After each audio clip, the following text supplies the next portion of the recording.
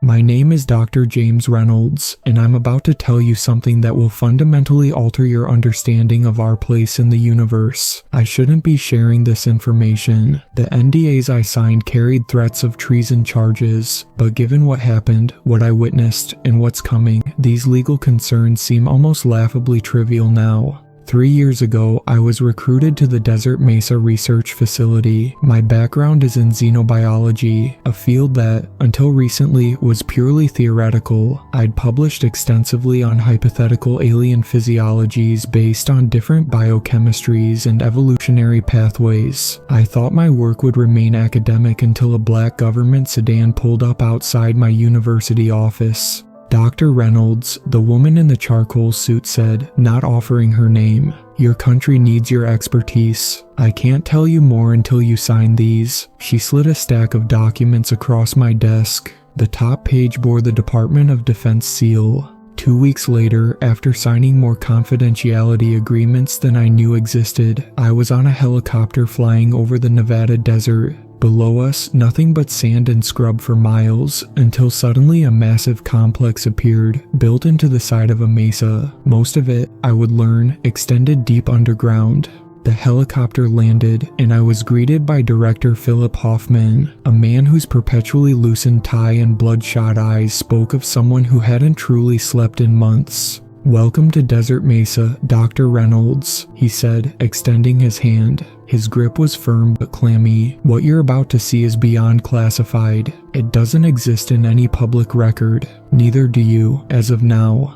The facility's surface level looked like any high-security government installation: sterile hallways, badge readers, armed guards at checkpoints. But as we descended in an elevator that required both Hoffman's keycard and retinal scan, the atmosphere changed. The walls were thicker, the security heavier, the personnel more visibly tense. "We're going to Sublevel 7 first," Hoffman explained. "Your primary workspace. Sublevel 9 is where we keep them, but you'll need to be briefed before your first observation."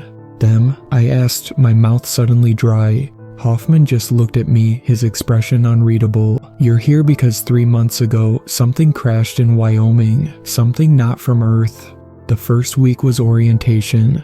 I met the core team I'd be working with. Dr. Lydia Winters ran the science division, brilliant, efficient, and about as warm as liquid nitrogen. When I asked about previous research, she fixed me with a stare that could freeze helium. "Everything is compartmentalized, Reynolds. You'll know what you need to know when you need to know it." Agent Marcus Cooper headed security. Former Delta Force, built like he bench-pressed Humvees for fun, with a face that had seen too much combat to ever fully relax. His second-in-command, Agent Veronica Blake, watched us scientists like we might suddenly decide to let the aliens loose for fun. Dr. Thomas Park was the only one who seemed genuinely approachable. A linguist with specializations in non-human communication systems, he'd been working on establishing some form of dialogue with our guests. "Any progress?" I asked him over coffee in the sterile cafeteria. "Some," he said quietly, glancing around. "They're intelligent, far beyond us in some ways, but communication isn't just about intelligence. It's about finding common reference points. How do you establish those with something that evolved on another world?" On day 8, I finally saw them. Hoffman led me to Sublevel 9 through 5 security checkpoints, each requiring different clearances. The observation room had a wall of one-way glass looking into a large, climatically controlled chamber, and there they were, 4 entities, each around 7 feet tall. Their bodies were covered in what looked like an exoskeleton of interlocking plates that shifted color subtly as they moved. Deep blues and purples, with occasional flashes of something almost luminescent. They had 4 limbs that could apparently function as either arms or legs, allowing them to shift between bipedal and quadrupedal stances with unsettling fluidity. Their heads housed 3 eyes, 1 central and 2 peripheral, set in triangular formation. "Wyoming," I whispered, unable to tear my gaze away. "Their craft malfunctioned somehow," Hoffman explained. crashed in the Thunder Basin National Grassland. We had it contained within 40 minutes. These 4 were the only survivors. The craft and all recovered technology were brought here. May I see the technology? I asked. Hoffman nodded, leading me to an adjacent laboratory where several devices were being studied behind sealed barriers. Most prominent was what appeared to be a weapon, sleek, almost organic in design, with no visible trigger or power source. We've been unable to activate it, Hoffman admitted. It seems biometrically locked to their physiology. Have they attempted to communicate? I asked, returning my attention to the aliens. In their way, Dr. Park has been documenting their vocalizations. They produce sounds in ranges partially beyond human hearing. They also use some kind of bioluminescent signaling through those patches on their forearms. I spent the next hour observing them, taking notes on their movements, their apparent social hierarchy, the way they investigated their enclosure. They didn't behave like prisoners. They moved with purpose, examining the walls methodically, occasionally communicating with those light patterns. The next day, I joined Dr. Park in an attempt at direct communication. We entered an antechamber separated from the aliens by a transparent barrier. Park activated an audio system and began playing a sequence of tones he'd developed based on patterns observed in their own communications. The response was immediate and alarming. All 4 aliens rushed to the barrier, pressing their limbs against it, their exoskeletons flaring brilliant crimson. The central eye of what we'd identified as their leader dilated fully, and a sound like tearing metal filled the chamber. "Out, everyone, out," Cooper shouted through the intercom. We evacuated as the aliens began systematically striking the barrier, each impact precisely at the same point.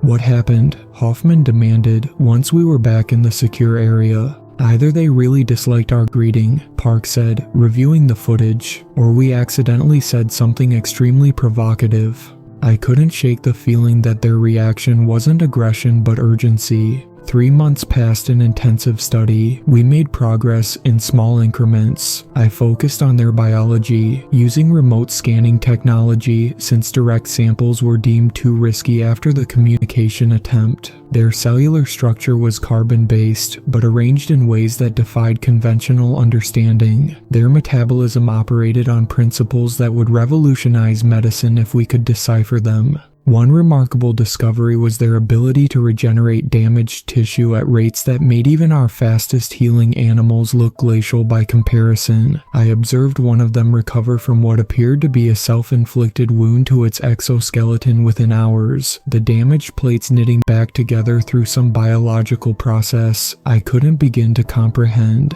The more I studied them, the more I became convinced that these beings weren't just technologically advanced. Their very biology was engineered, optimized in ways that suggested deliberate design rather than natural evolution. When I presented this theory to Winters, she dismissed it as speculative, but I noticed her making notes. Park had more success with communication. He developed a crude translation algorithm based on correlating their light signals with the objects or actions they referenced. We learned they called themselves something that roughly translated as Voidwalkers. Their society apparently valued exploration and knowledge acquisition above all else. But the breakthrough came unexpectedly. I was reviewing footage late one night when I noticed patterns in their movement I hadn't seen before. They weren't just pacing their enclosure, they were mapping it, measuring it, testing it systematically. I pulled up earlier footage and confirmed my suspicion. They'd been doing this methodically since arrival, but so subtly that we'd missed it. I brought my findings to Park, who incorporated this insight into his translation efforts. 2 days later, we had our first meaningful exchange. "You are the first contact team," Park said through the newly developed interface. The light patterns and sounds were translated into their language, while a computer processed their responses. "We are scouts," came the translated reply, "Vanguard explorers." "Are you peaceful?" I asked. A pause, then, "Peace is contextual. We seek knowledge." "Why have you come to Earth?" Another, longer pause. "To evaluate. To prepare." "Prepare for what?" Park pressed. The leader's exoskeleton darkened. "For those who follow." The implications sent a chill through me. I reported my concerns immediately to Hoffman, who seemed unsurprised. We've suspected they weren't alone, he said. That's why containment is our priority. The weapons development team is making progress, reverse engineering their technology. Weapons development? I thought we were focused on communication and understanding. Hoffman's expression hardened. Don't be naive, Reynolds. We're facing a potentially hostile alien species with technology centuries beyond ours. Understanding them is important, yes, so we can determine how best to defend against them. The schism between the scientific and military contingents grew more pronounced after that. Cooper's security team implemented stricter protocols. Armed guards now stood watch in the observation rooms. The weapons testing in the sub-basement became more frequent, the sounds occasionally reaching even sub-level 7. I made an effort to build rapport with the aliens, particularly the one we'd identified as their leader. It seemed more willing to engage, spending long periods near the barrier when I was observing. Its central eye would track my movements with what seemed like genuine curiosity. During one session, I attempted a question that had been bothering me. Are you prisoners among your own kind? Expendable scouts? Its response was unexpected. All Voidwalkers serve the continuum. None are expendable. All are essential fragments of whole. The continuum is your government, I asked. The continuum is. The translation system struggled. Not government, not family, more connection beyond physical, unity of purpose across vast distances. This suggested a social structure utterly alien to human experience, neither individualistic nor traditionally collective, but something our language lacked words to describe. What is your purpose here? I tried again. To observe, to understand, to determine compatibility. Compatibility with what? With existence alongside. Park theorized they might be evaluating whether our species could coexist with theirs, or perhaps whether we represented a threat. Either interpretation was concerning. 5 months into my tenure, I was working late, analyzing tissue samples from shed exoskeletal fragments we'd collected. The facility was operating on night shift, skeleton crew, quieter than usual. I decided to visit the observation room, sometimes finding the aliens more active during our night cycle. To my surprise, the leader was positioned directly at the glass, as if waiting. When I entered, its central eye fixed on me. It raised a limb and began projecting light patterns more complex than any we'd documented. I activated the translation system. Its first words chilled me. Danger comes. What danger? I asked. Are you threatening us? Not us, it responded. Not you. The breach in understanding creates peril. I don't understand. Your kind takes apart, seeks weapons, knowledge without wisdom. We're defending ourselves, I said, repeating Hoffman's justification. False. Your leaders knew before crash. They took from wreckage. They studied. The translation fragmented as the alien switched to a communication method our system couldn't process. I leaned closer to the barrier. What do you mean? What wreckage? The alien's exoskeleton rippled in what I'd come to recognize as frustration.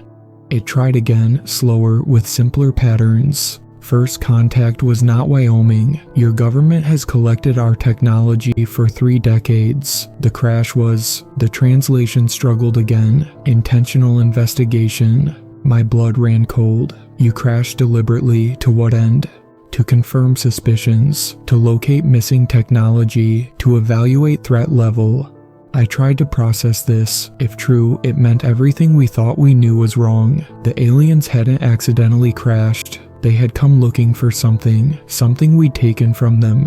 What will happen now? I asked. The alien's central eye contracted to a pinpoint. Decision point approaches. Those who decided to send us will soon decide Earth's status. Status as what? As threat or opportunity, as candidate for elimination or enlightenment.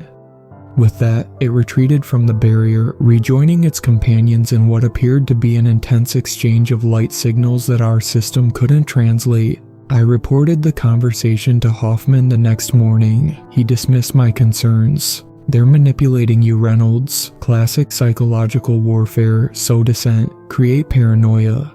But what if there's truth to it? What if we've been recovering their technology for years without understanding the consequences? Hoffman's jaw tightened. That information would be well above your clearance level, even if it existed.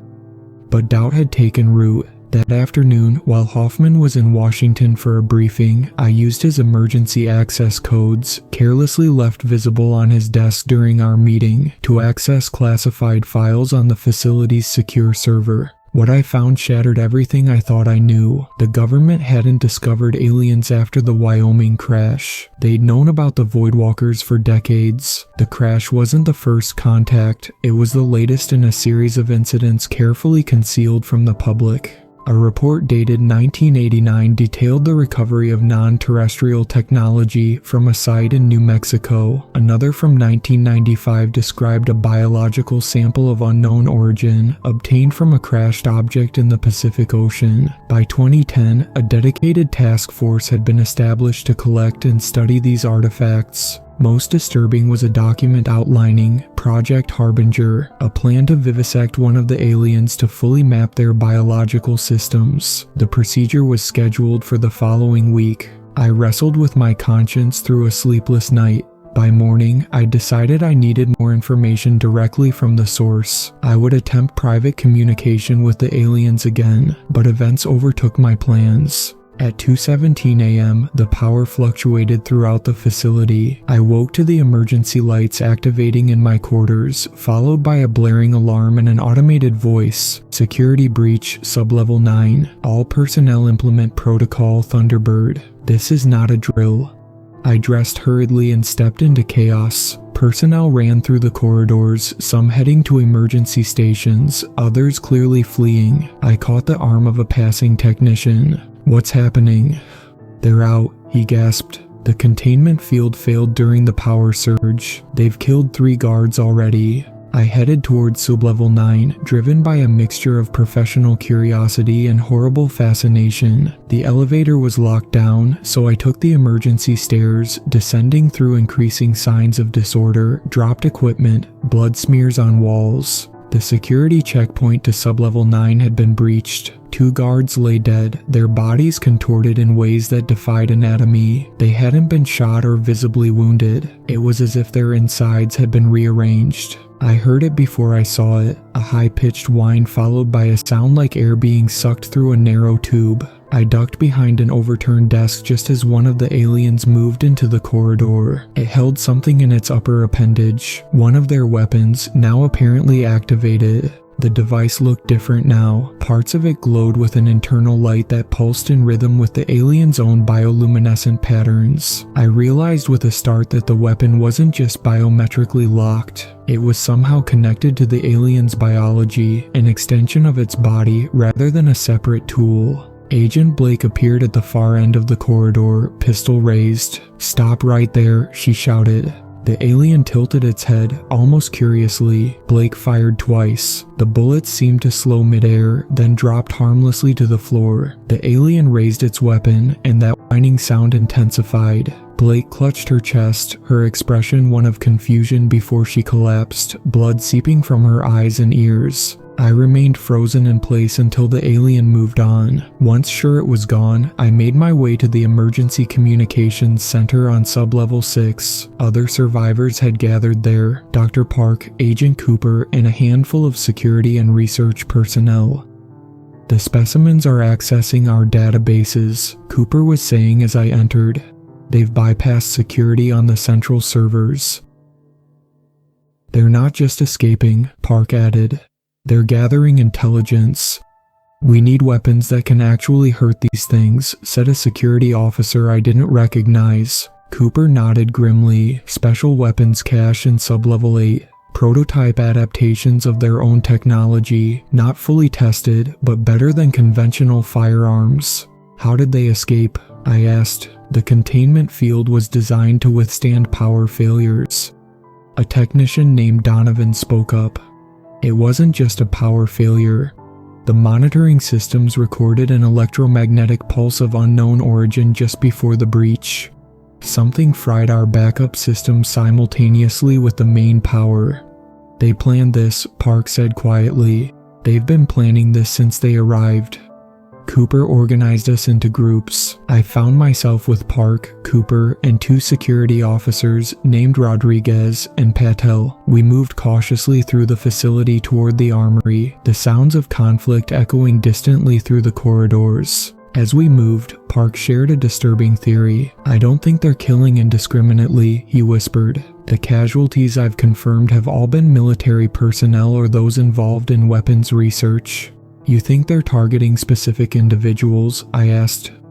"I think they're being surgical, eliminating threats while preserving sources of information." That matched with what the alien leader had told me. They weren't mindlessly violent, they were methodical, pursuing specific objectives. The armory had already been breached. 2 aliens were inside, examining the prototype weapons. Cooper signaled for silence, then for us to retreat, but Patel's foot scraped against debris. The aliens turned simultaneously. What followed was my first experience of true combat, chaotic, disorienting, and brutally quick. Cooper and his remaining officer opened fire with conventional weapons, creating a distraction while Park and I retreated. The bullets did little damage but seemed to disorient the aliens momentarily. One alien raised its weapon. Rodriguez's body simply collapsed inward, as if all structural integrity had instantly vanished. Cooper managed to grab one of the prototype weapons, a bulky device retro-engineered from alien technology. He fired, and for the first time I saw one of the aliens injured.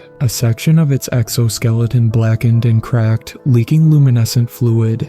The wounded alien emitted a piercing sound. The other immediately changed tactics, moving with blinding speed on all 4 limbs. It tackled Cooper, the impact sending them both crashing into a weapons rack. Park pulled me back as we retreated down the corridor, the sounds of struggle fading behind us. "Those weapons," I gasped as we ran. "What do they do exactly?" "I don't know the details," Park replied, "but from what I've gathered, they disrupt molecular bonds somehow, hence the liquefaction." We found temporary shelter in a maintenance room, sealing the reinforced door. "They're not just stronger and more advanced," Park gasped, catching his breath. "They're coordinated, military precision." "Cooper said they were accessing our databases," I said. "What are they looking for?" Park's expression darkened. "I don't think they're here by accident, Reynolds. I've been analyzing their communication patterns for months. There are inconsistencies, phrases that don't match their established linguistic frameworks. I think some of their communications were deliberately designed for us to intercept and misinterpret." A horrifying possibility dawned on me. The crash. What if it wasn't a crash at all? "Exactly," Park nodded. "What if it was an insertion, a deliberate infiltration?" "But why allow themselves to be captured, studied?" "To learn our capabilities, our intentions." Park's eyes widened with another realization. "And to locate something. Remember what the leader told you about missing technology." The facility-wide announcement system suddenly activated. Instead of Hoffman's voice or the automated system, we heard something else. A voice that was almost human, but disturbingly not. Like someone who had learned English by theory but never practice. "Attention human personnel. Your containment efforts are ineffective. Your weapons insufficient. We have accessed your central database and established communication with our fleet. Your deception is now transparent to us." Park and I exchanged horrified glances. "Fleet," I whispered. The voice continued. "For 3 of your decades, your government has collected our technology. The Wyoming incident was not first contact. It was reclamation. We allowed capture to confirm our suspicions and locate our stolen property." The implications were staggering. The government had been recovering and reverse engineering alien technology for 30 years. The Voidwalkers hadn't crashed accidentally, they had come looking for what we had taken. "Secondary objectives now commence," the voice concluded. The announcement system cut off. "We need to get to the communications center," I said. "If they've contacted their fleet, we need to warn someone, anyone who might listen." Moving through the facility became a deadly game of hide and seek. We encountered other survivors, a lab technician named Rivera and Dr. Winters, who had barricaded herself in her office until the aliens breached the ventilation system. They're not just killing, Winters explained as we moved. They're selective. They disabled Harrison from biological research but killed more from weapons development immediately. They're triaging us based on our knowledge and threat level. Have you seen Hoffman? I asked. Winters shook her head. He was in the advanced weapons lab when the power went out. That was their first target. We reached the central junction leading to the communications center only to find it heavily guarded. 3 aliens positioned themselves at strategic points, their weapons ready. We retreated to formulate a plan. There's another way, Rivera suggested. Maintenance tunnels. They run behind the main corridors for access to electrical and ventilation systems. Will they have thought of that? Park asked. Maybe not, Winters said. The tunnels don't appear on the main facility schematics. They're in the original architectural plans, which are hard copy only. The tunnels were narrow, dusty, and claustrophobic. We crawled through darkness, guided only by Rivera's knowledge of the layout and the dim light of our phones. After what seemed like hours, we reached an access panel that Rivera assured us would open into the communications center's storage room. Ready, Rivera whispered, hand on the panel. We nodded, weapons raised. Park and I had each been given standard issue sidearms, while Winters carried another of the prototype weapons she'd recovered along the way. The panel swung open silently. We emerged into blessed open space, only to find ourselves face to face with the alien leader. Behind it, 2 others worked at the facility's communication array, interfacing their technology with ours. The leader's central eye widened slightly at the sight of me. Recognition, perhaps even expectation. Had it known we would come this way? Winters reacted first, raising her prototype weapon. She fired, catching the leader in what would be the shoulder on a human. It staggered but didn't fall. The other aliens turned, raising their weapons. Go, Winters shouted, continuing to fire. Get to the auxiliary controls. Park, Rivera and I ran for the secondary communications station as Winters provided covering fire. The sound of the alien weapons discharging filled the room, followed by Winters' final gasp. I didn't look back. Rivera reached the controls first, his fingers flying over the keyboard. I can broadcast an emergency signal, but the main antenna array is under their control. We'll only reach local military installations. Do it, I urged. Any warning is better than none. As Rivera worked, Park and I barricaded the door to our section. Through the small window, I could see the aliens systematically downloading data from the main servers. They're not just sending signals, Park observed. They're transmitting our entire database, weapon specifications, defense systems, geographical information. The invasion reconnaissance is almost complete, said a voice behind us. We spun to find the alien leader standing impossibly within our barricaded section. No signs of forced entry, as if it had simply appeared. How? I began. Your understanding of physical space is limited, it said, its voice no longer requiring the translation system, as is your understanding of our purpose. The wound from Winter's shot was already healing, the damaged exoskeleton regenerating before our eyes.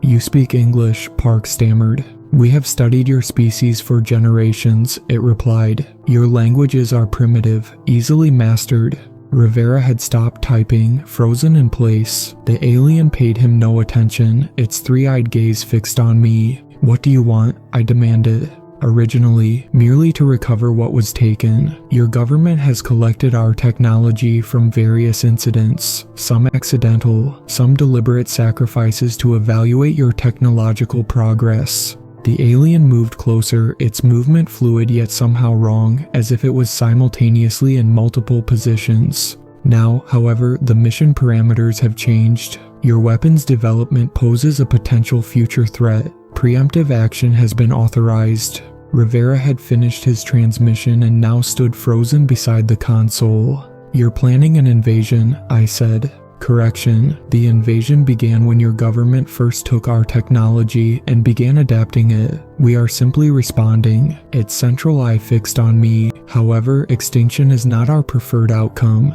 Then what is? Containment. Limitation. Your species has potential, but also concerning tendencies toward violence and resource consumption beyond sustainable levels. The continuum debates whether you can be guided toward more beneficial development paths. Before I could respond, the door to our barricaded section burst open. Agent Cooper stood there, bloodied but alive, holding the largest prototype weapon I'd seen, a massive cannon-like device that hummed with ominous energy. "Step away from them," Cooper ordered, aiming at the alien. The alien tilted its head. "Marcus Cooper, Security Chief, former Delta Force operative. Your psychological profile indicates a 93% probability you will fire regardless of my compliance." Cooper's finger tightened on the trigger. "Those are pretty good odds, but insufficient for species-level decisions," the alien replied. It turned back to me. "Dr. Reynolds, your psychological profile indicates capacity for non-standard analysis. You recognize the situation's true parameters." "Which are?" I asked, trying to buy time, though for what, I wasn't sure. "Your facility contains a failsafe," it stated, "a self-destruct mechanism to prevent technology from falling into enemy hands. Agent Cooper knows the activation sequence. The destruction would be significant enough to eliminate most evidence of our technology." Cooper's expression confirmed this was true. However, the alien continued, "Such action would be interpreted by our fleet as hostile. The response would be proportional. Elimination of major population centers to reduce retaliatory capacity." "And if we let you leave with what you've learned?" Park asked. "Assessment procedures continue. Preliminary judgment of your species is suspended pending further evaluation." Cooper's weapon remained trained on the alien. "It's lying. Once they have what they need, they'll have no reason to leave survivors." "Incorrect," the alien countered. "Genocide is inefficient. Resources better allocated to knowledge acquisition." I looked between Cooper and the alien, the weight of an impossible choice crushing down on me. Either option could mean the end of everything.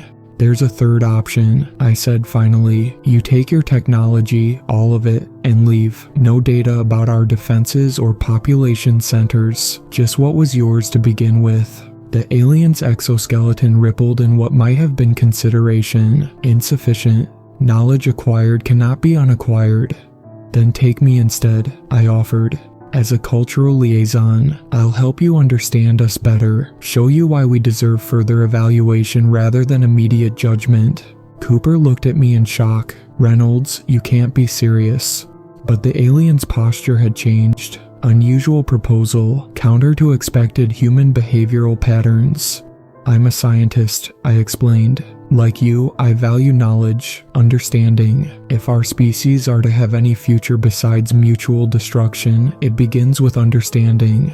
The alien was silent for what felt like an eternity. Finally, it spoke. "Conditional acceptance. You will accompany us. The knowledge we have acquired remains with us. In exchange, no immediate action will be taken against your population centers." "Reynolds, don't do this," Cooper warned. "You can't trust them." I looked at him steadily. "Can they trust us? We captured them, studied them, planned to dissect them, stole their technology. I'm not sure we've given them many reasons to see us as anything but a threat." I turned back to the alien. "I have conditions of my own. My colleagues here are allowed to leave unharmed, and I need your assurance that your fleet will maintain distance from Earth until I've had time to serve as intermediary." "Acceptable terms," the alien agreed. "Decision point reached. Implementation begins now."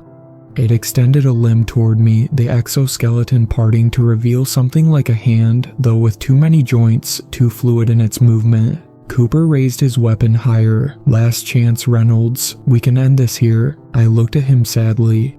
"And start something much worse." I turned to Park. "Tell them what happened here. The truth, not the government version."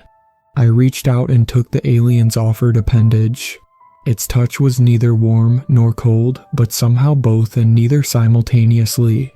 "Transition commences," the alien said. The room around us seemed to bend, as if reality itself was being folded. The last thing I saw was Cooper lowering his weapon, his expression one of defeat and perhaps, just perhaps, a glimmer of understanding. That was 3 weeks ago. I record this account from what I can only describe as a space between spaces. The Voidwalkers exist partially in dimensions we cannot perceive, which explains some of their seemingly impossible abilities. They have been patient with my questions, my human limitations. I've learned much in this short time. Their civilization is ancient beyond comprehension. Earth is not the first world they've evaluated, though they refuse to tell me the outcomes of previous assessments. They view our violent tendencies with concern, but our creativity and adaptability with something approaching respect. Most importantly, I've confirmed that the fleet is real and vast beyond imagining, but they are maintaining distance, honoring our agreement while I work to help them understand humanity's potential. I don't know if I made the right choice. I don't know if I've saved Earth or merely postponed the inevitable, but I do know that the experiment in Sublevel 9 changed everything, not just for me, but potentially for the future of our species. If you're hearing this, it means my transmission found its way back to Earth. Prepare yourselves, not necessarily for war, but for a future far stranger than anything we've imagined. The universe is vaster, more complex, and more populated than we ever dreamed. And we are being watched, being judged, being evaluated. The Voidwalkers are coming. The only question that remains is what they'll find when they arrive. A civilization worth preserving, or one too dangerous to allow to spread beyond its cradle. I hope my sacrifice buys us the time to become the former. I've been granted limited permission to continue these transmissions. The Voidwalkers monitor everything I send, but seem genuinely interested in establishing what they call a dialogue channel with Earth. They believe my personal narrative might help contextualize their presence for human understanding. My living conditions are difficult to describe. I exist in what they call an interface chamber, a space adapted to support human physiology while allowing me to interact with their environment. The chamber itself appears to be inside a vessel of enormous proportions, though I've only seen fragments of it through viewing portals that occasionally open. The leader I first met at Desert Mesa has become my primary contact. It has given me permission to assign it a name for my comfort, so I call it Navigator, a rough approximation of its role among the Voidwalkers. Navigator has been explaining their social structure, which defies human categorization. The Voidwalkers aren't individuals as we understand the concept. They're more like semi-autonomous nodes of a distributed consciousness. Each physical body can operate independently, but they remain connected to what they call the continuum, a collective awareness that spans vast distances through means I cannot comprehend. It's not a hive mind exactly. Each node retains a form of individual identity, but knowledge and experience flow between them. This explains why they were so coordinated during the facility breach. They weren't communicating in real time. They were operating as extensions of a single tactical plan, like fingers of the same hand. Navigator has begun asking me detailed questions about human culture, particularly our art and music. Their species processes sensory information differently than we do, and the concept of creating experiences purely for emotional response fascinates them. I have been trying to explain everything from Bach to Beyoncé, which has led to some surreal attempts at Navigator replicating human singing.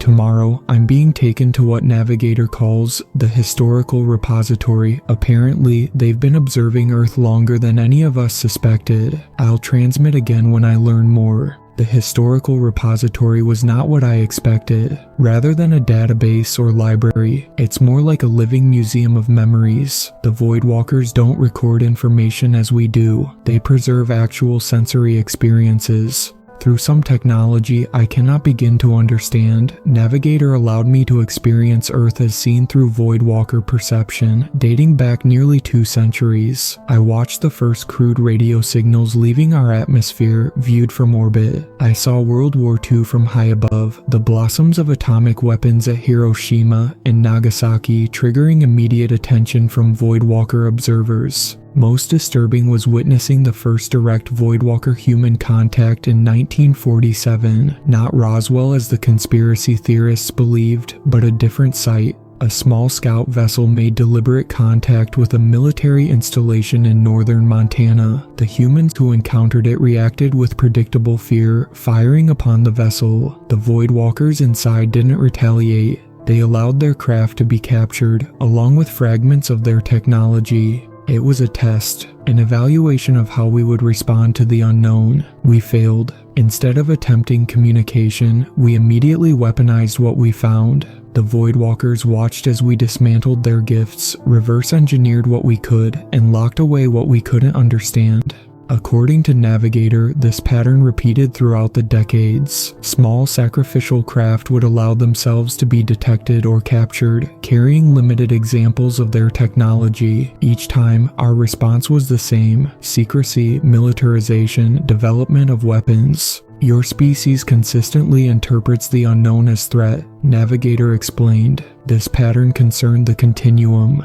But there was something else in these memories, something Navigator was reluctant to share completely. I sensed hesitation, omission. When I pressed, it admitted that not all Voidwalkers agreed on how to approach humanity. There are factions, it said, using our term uncomfortably. Some view your species as promising, others as dangerous. The Wyoming mission was approved to settle this debate. I've been pondering the implications of this. Are we witnessing internal Voidwalker politics? Could there be allies for humanity within their ranks? I need more information before I can be certain. Today I met what Navigator calls the Council of Assessment. 7 Voidwalkers who appear to hold decision-making authority regarding Earth.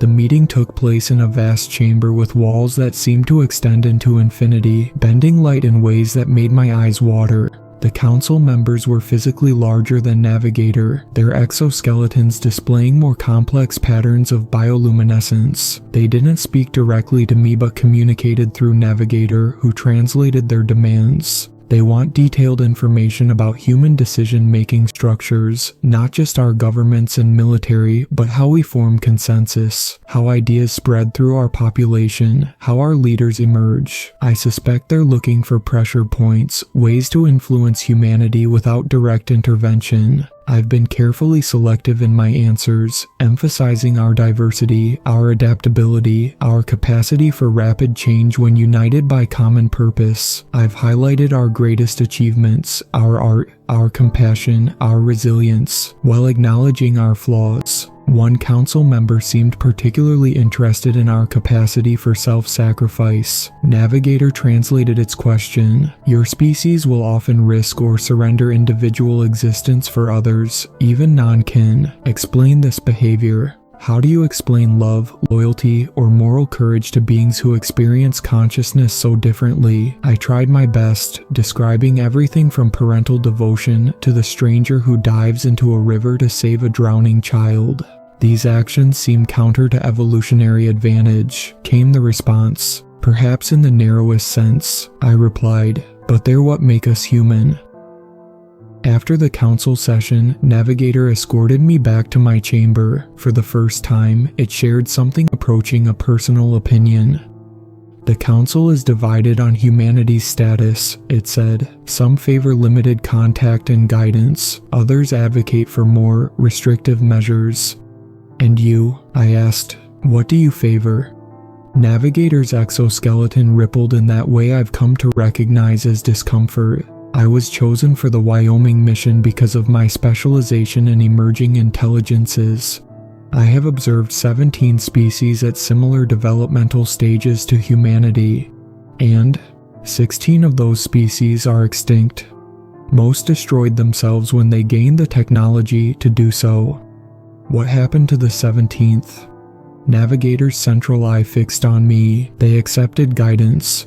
Before I could ask more, Navigator left. I'm left wondering what guidance means to the Voidwalkers, and whether it would be something humanity could or should accept. A significant development today. I've been granted limited access to the Voidwalker vessel's observation systems, which allow me to view Earth from our current position. We're holding station just beyond lunar orbit, far enough to avoid detection by most Earth-based systems, but close enough for detailed surveillance. What I saw horrified me. Multiple Voidwalker craft, smaller than our vessel but still substantial, operating within Earth's atmosphere. When I demanded explanation from Navigator, it seemed surprised by my reaction. These operations were ongoing before your departure, it explained. Collection and observation only. You have ships on Earth right now. Doing what exactly? Monitoring key installations, collecting cultural data, observing military readiness. Does the council know I can see this? I asked. The council authorized your access. They wish to gauge your reaction.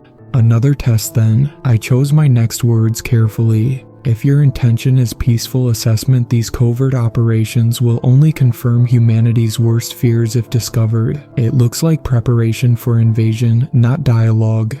Navigator's exoskeleton darkened slightly, a sign of consideration I've come to recognize. Your perspective is noted. It aligns with Faction Guide's position. This was the first explicit confirmation of the political divisions among the Voidwalkers. I pressed for more information. Tell me about these factions. Navigator hesitated, then relented. The continuum approaches consensus through specialized perspective groups. Faction Guide advocates for peaceful contact and gradual integration of promising species. Faction Shield prioritizes security of the continuum against potential threats. Faction Harvest sees other species primarily as resources.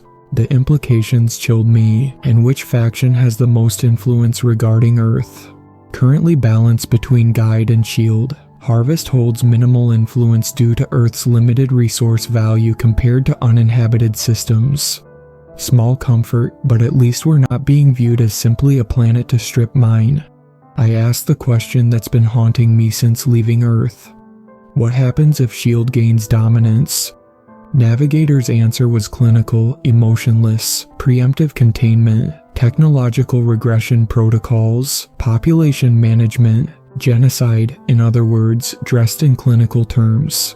How do I ensure Guide's approach prevails? I asked. You are already participating in that process. Your willingness to serve as intermediary strengthens Guide's position, but the Council requires more substantial evidence of humanity's potential value and limited threat profile. I need to think carefully about my next steps. The stakes have never been higher. Something is happening. The ship has been in constant motion for the past 3 days, repositioning frequently. Navigator visits less often, and when it does, it seems distracted, its communication patterns clipped and efficient. I finally asked directly what was occurring. Navigator's response was vague but concerning. A subset of Faction Shield has taken independent action regarding Earth. The Council is responding. What kind of action? I demanded. Unauthorized surveillance escalation, preparation for contingency operations. I pushed for clarity. Are they planning to attack Earth? Not attack, demonstration of capability, intended to force human governments to acknowledge Voidwalker presence. That would cause panic, I argued. Possibly military response. It would confirm every fear humanity has about alien contact. This assessment aligns with Guide position. Shield subset argues demonstration of superior capability would prevent futile resistance. I paced my chamber, thinking rapidly. Navigator, I need to send an emergency transmission to Earth. A warning. Impossible. The dissident faction is monitoring all electromagnetic communications to Earth. Your transmission would be intercepted. Then take me back, I said. Let me warn them in person. Navigator's exoskeleton pulsed with rapid color changes, the equivalent of agitation. The Council has not authorized your return. Then what can I do? I can't just sit here while Earth faces a threat I helped create by leaving with you. Navigator was silent for several moments. Then, unexpectedly, it approached the barrier of my chamber and placed a limb against it, a gesture I'd never seen before. There is a possibility, irregular, unauthorized, but permissible under my research parameters. I'm listening, I said. I can transfer specialized knowledge directly to your consciousness, a communication method undetectable by standard monitoring. You could then transmit warning using this method. What kind of specialized knowledge? Phase interface cognition, the fundamental basis of continuum connectivity. I hesitated. You want to put Voidwalker knowledge inside my mind. Not comprehensive transfer, limited subset, sufficient for emergency communication only. The risk was obvious. What would this do to me, to my brain? Unknown, no previous human recipients, possible neurological alterations, possible consciousness expansion, possible failure. Failure meaning death, or cognitive disruption. But probability of success is sufficient to attempt, given alternative outcomes. I thought about Earth, about the billions of people going about their lives, unaware of the cosmic politics that might determine their fate, about Cooper, Park, and the others who witnessed what happened at Desert Mesa, about the choice I made when I left with the Voidwalkers. Do it, I said. Signal characteristics altered, transmission method unknown, signal integrity fluctuating. If you're receiving this, the transfer worked. I don't know who will intercept this message or if it will be comprehensible. My consciousness is different now, expanded, fractured. I perceive multiple probability streams simultaneously. Focus is difficult. Priority information, rogue Voidwalker faction planning demonstration of power, targets identified, military installations in Pacific Northwest, specifically Kitsap Naval Base, Joint Base Lewis McChord, and Fairchild Air Force Base. Timeframe, within 72 hours Earth time. Method, localized gravitic distortion to disable electronic systems followed by visible manifestation of Voidwalker vessels. Their goal is forced acknowledgement of extraterrestrial presence by human military and government. They believe this will short-circuit internal human conflicts and focus attention on external threat. They do not understand this will likely provoke military response, not submission. Secondary priority, Desert Mesa Facility data was transmitted to Voidwalker fleet. All advanced research projects compromised. Assume all classified defense systems known to Voidwalkers. Personal status. The knowledge transfer has altered my perception of reality. I can perceive aspects of the continuum now, fragments of the vast network that connects all Voidwalkers. Navigator's faction, Guide, is actively opposing the demonstration plan, but needs time to build consensus within the Council. Recommendation: no military response to Voidwalker appearance. Repeat. Do not engage militarily if vessels appear. Any hostile action will strengthen SHIELD faction position that humanity represents imminent threat. Instead, attempt peaceful communication. Broadcast on all frequencies a simple mathematical sequence followed by message of peaceful intent. The Voidwalkers value knowledge exchange above all else. Offer scientific and cultural cooperation. I don't know how much longer I can maintain this transmission. The human brain wasn't designed to channel this kind of consciousness. Navigator warns long-term effects are unpredictable. If you can verify reception of this message, broadcast confirmation using prime number sequence. I will attempt to monitor. James Reynolds, signing off. I hope I've done enough. I apologize for the gap in communications. The knowledge transfer left me unconscious for nearly 2 weeks, during which time significant events occurred. The dissident SHIELD faction attempted their demonstration as planned, but were intercepted by Council-loyal vessels before they could reach Earth's atmosphere. What followed was something Navigator described as energetic disagreement.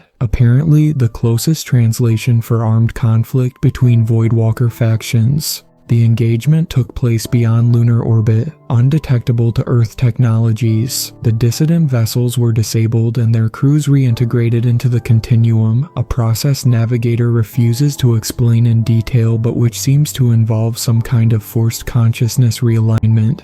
More importantly, Earth government representatives have initiated direct contact with the Voidwalkers. My emergency transmission was received by a joint military scientific task force that had been investigating the Desert Mesa incident. They followed my recommendations precisely, broadcasting mathematical sequences followed by peaceful contact protocols. The Council, recognizing the opportunity to avoid further factional conflict, authorized limited direct communication. I'm told preliminary discussions are underway through a secure channel established between the Council and a United Nations Special Committee. My role has changed as a result. I'm now designated as Primary Human Interface, a position that grants me greater access to Voidwalker information systems and regular participation in Council deliberations regarding Earth. The knowledge transfer has permanently altered my neural patterns. I experience periodic episodes of what I can only describe as expanded awareness, moments when I perceive multiple time streams simultaneously or can access fragments of the continuum consciousness. Navigator monitors these episodes closely, clearly fascinated by the adaptation of my human brain to Voidwalker cognitive patterns.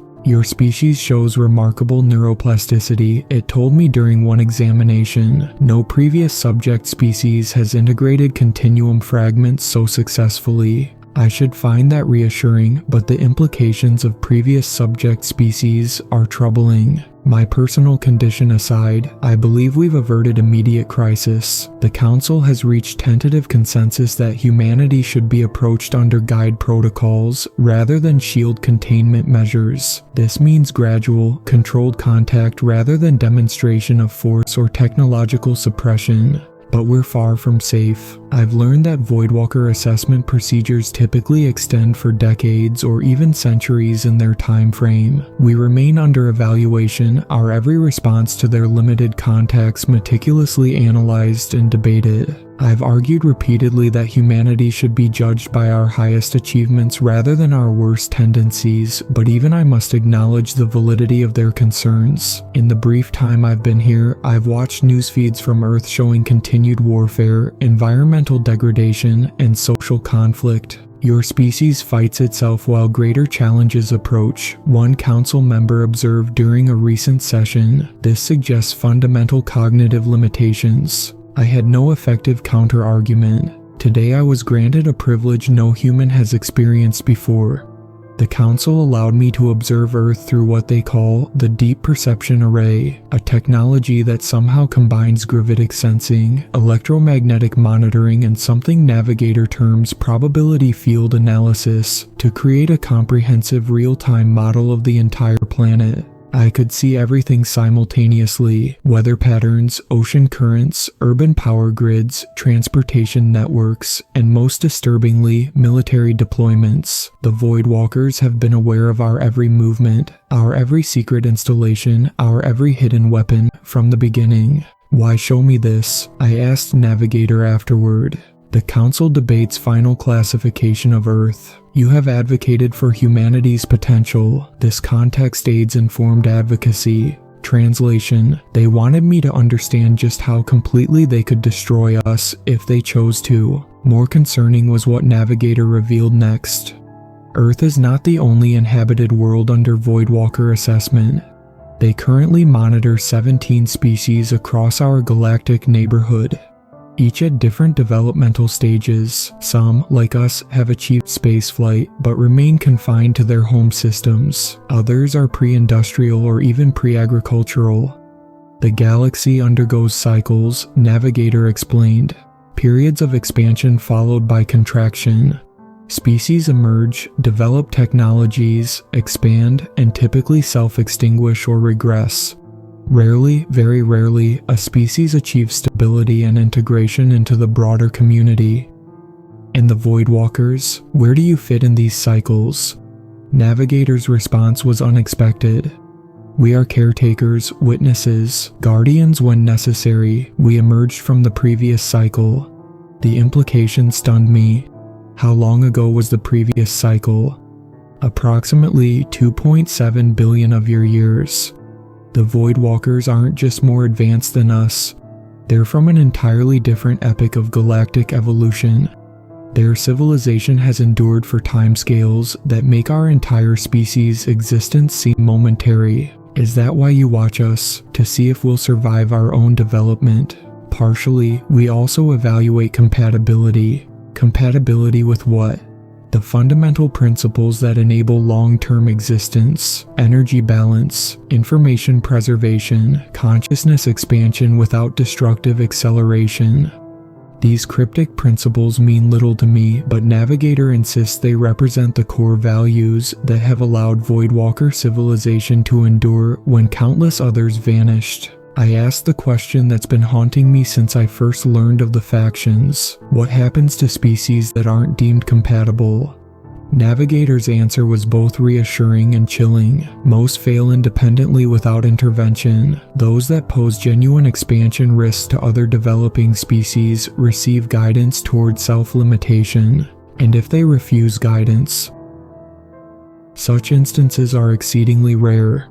Not an answer, but message received nonetheless. Critical update. The Council has reached a preliminary classification decision regarding Earth. We've been designated as a conditional development species, permitted to continue technological advancement under limited observation, with specific containment protocols if certain trigger developments occur. I requested clarification on these trigger developments. The list includes development of efficient interstellar travel technology, creation of artificial consciousness exceeding human intelligence by specific metrics, detection or creation of stable wormhole technology, development of weapons capable of causing stellar instability, evidence of deliberate widespread biosphere destruction. Essentially, we're free to develop within our solar system as long as we don't develop technologies that could threaten other star systems or species. It's a compromise position between Guide and Shield factions. We aren't being forcibly regressed, but neither are we being welcomed as equals.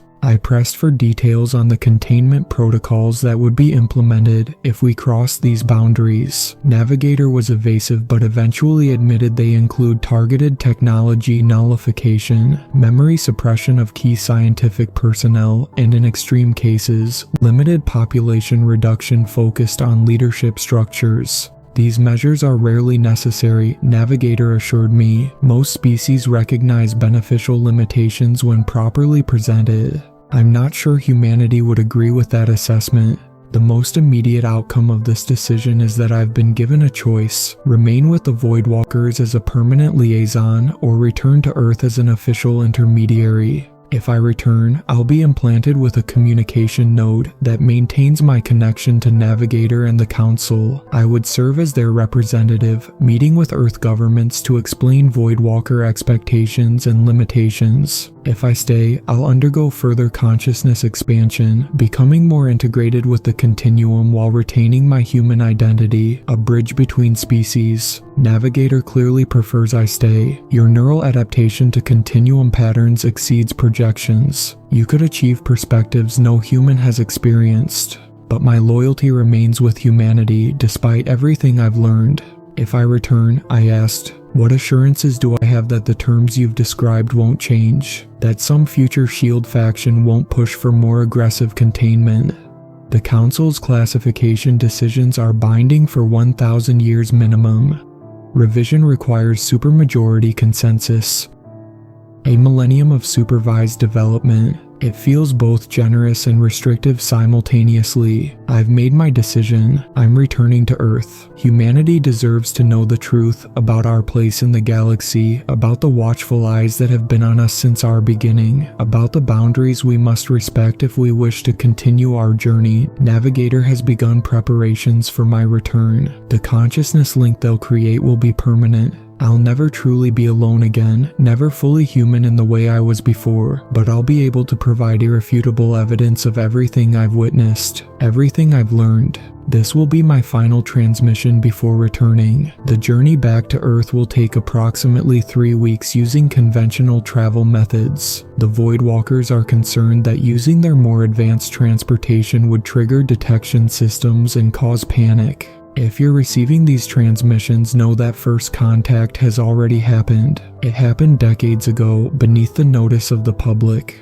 The question now isn't whether we'll meet alien intelligence, but how we'll respond to the knowledge that we've always been under observation. The Voidwalkers are coming, not as conquerors, but as evaluators, and humanity's test has only just begun. The transport vessel enters Earth's atmosphere tomorrow. Navigator has completed the installation of my communication node, a microscopic device that somehow interfaces directly with my consciousness, allowing me to maintain contact with the continuum while physically present on Earth. The sensations are disorienting. I perceive fragments of countless Voidwalker experiences simultaneously, brief flashes of planets I've never seen, species I can't identify, time frames that span millennia. Navigator assures me these perceptions will stabilize as my brain adapts further. I've been provided with verification protocols to establish my identity and the authenticity of my experiences with Earth authorities. The Council has authorized me to share limited Voidwalker technological insights as evidence of good faith, medical advancements primarily, nothing with weapons applications. My mission is clear: facilitate peaceful understanding between humanity and the Voidwalkers, explain the boundaries we must respect and why, help humanity prepare for eventual, gradual integration into the wider galactic community, a process that might take centuries, but offers us a future beyond our isolated solar system.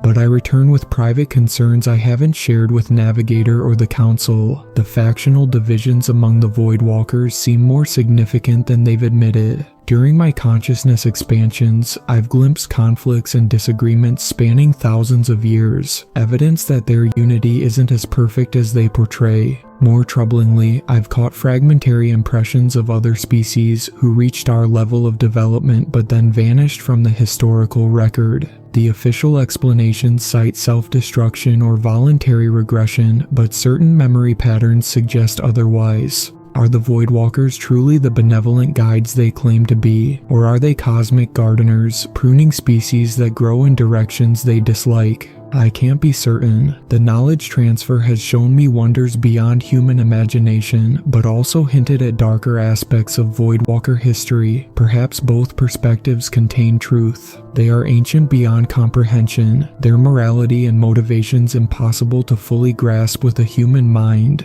What I know with certainty is this: humanity stands at a crossroads. The decisions we make in the coming decades will determine whether we advance as a species or join the long list of civilizations that flickered briefly in the cosmic night and then vanished. The experiment in Sublevel 9 truly did change everything, not just for me, but for all of us. We are not alone in the universe. We never were, and the eyes that have watched us since our beginning are now waiting for us to demonstrate whether we deserve our place among the stars.